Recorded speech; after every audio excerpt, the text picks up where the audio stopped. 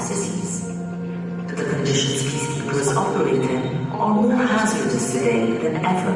Peacemaking is harder amidst rising global political tensions. Conflicts are more complex, and the climate crisis is hitting war-torn communities even harder. A surge in disinformation is fueling violence against peacekeepers and our partners. The iconic blue flag is now a target of deliberate attack. Despite these challenges, peacekeepers persevere alongside many partners in the collective pursuit of peace. UN peacekeeping is a remarkable enterprise of multilateralism and international solidarity. But it cannot meet all needs and expectations. Today, peacekeeping is relentlessly working to be more progressive, innovative, and effective to succeed amidst new threats and mounting challenges.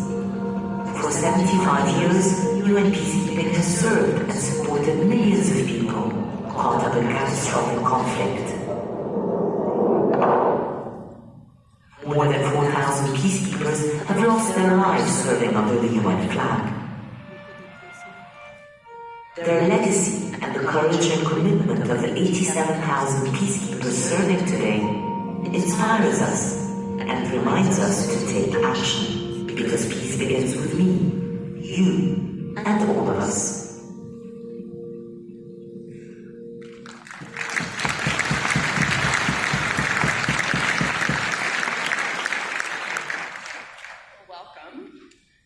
We're having this conversation on the 75th year of peacekeeping operations. And Daria, I want to start with you. You have served all around the world, Balkans, Lebanon. You're now stationed and doing work in North Africa and Western Sahara. How did you get started in your work? We'll go personal first and then get into some of the meat of the work you do. It was a bit of a coincidence, I must say. I was taking college at university. I had done some voluntary work for a couple of NGOs like Save the Children UK and Oxfam, and then I did pro bono work with a fellow student who ended up working for the United Nations in the Balkans, in Belgrade.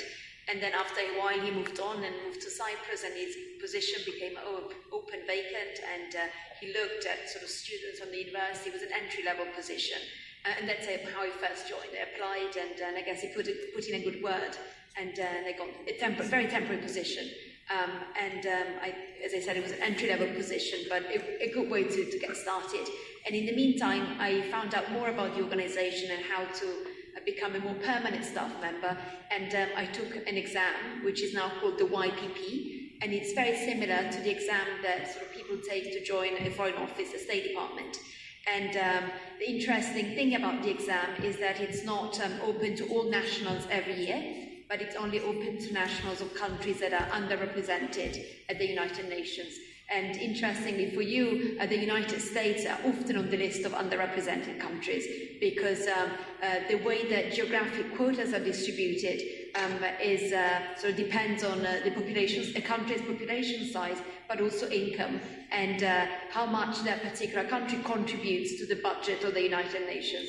And the United States is one of the largest contributors, and hence you're entitled to a greater number of staff members as part of your geographic quota. So I took that exam, I passed it as a written exam and then an interview, and then after a while I got called for a more permanent position with the Department of Peacekeeping Operations.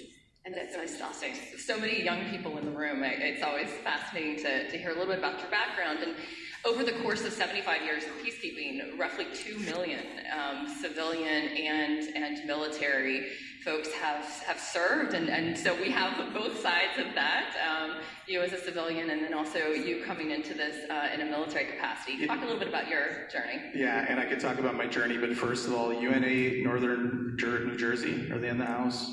Now you know who I am, so keep that in mind going forward. No, it's an absolute pleasure to be here and to have all the energy. I talked to a couple groups before I came up here and spoke, and I can just feel the energy and commitment for all our global efforts going forward. It's exciting. For me, it's a little bit different. I'm military, so I was about 19 years in the military, and President Obama stood up and said we need to double the amount of peacekeepers from the U.S.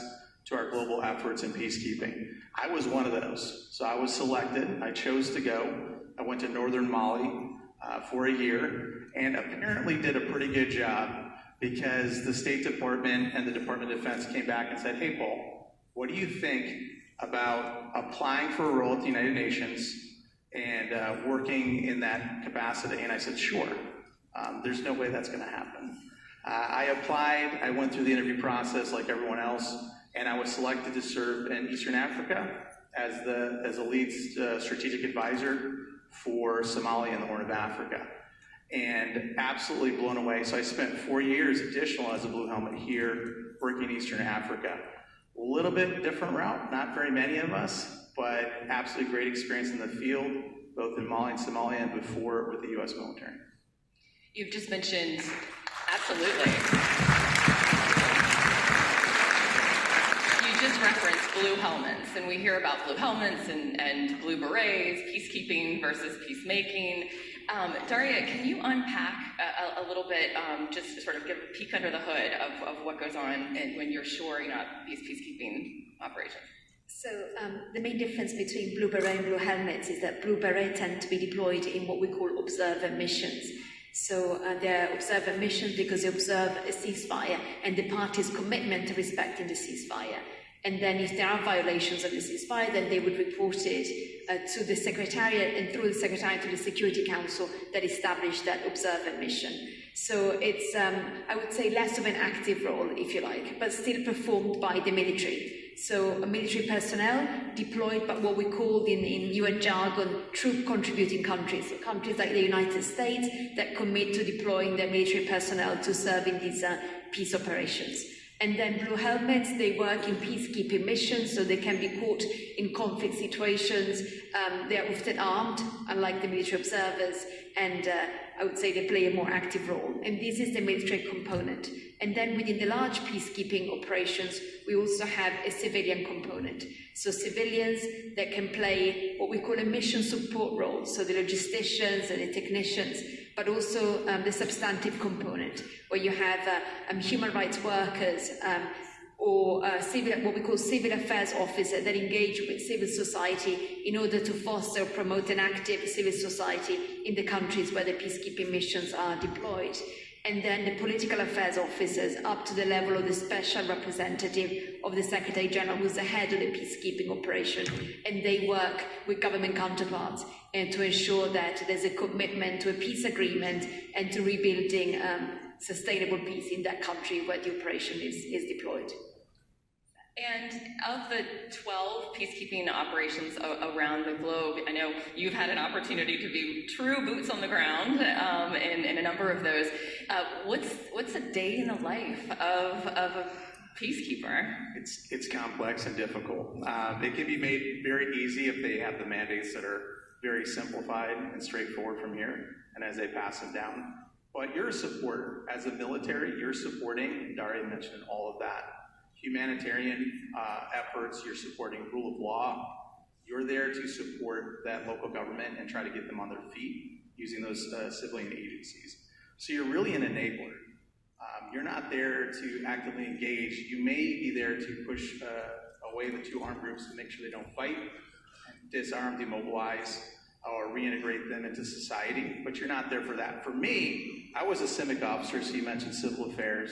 So that's near and dear. I was the one who would go between the police, the civilian head of office, and all the other agencies on the ground, including the police.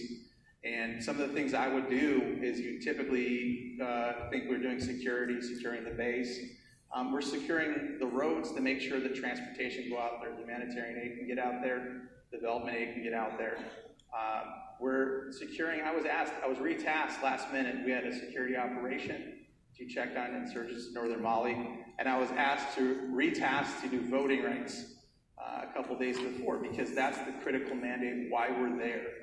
And then there was a humanitarian, or an issue, a human rights issue, and they had to do an investigation, and we had to take the Nigerian troops out there to do that as well. So that would be a typical day. You may have a plan and a security plan, and you have to stop what you're doing and support that mandate and that role and that civilian group that you're working with to do theirs.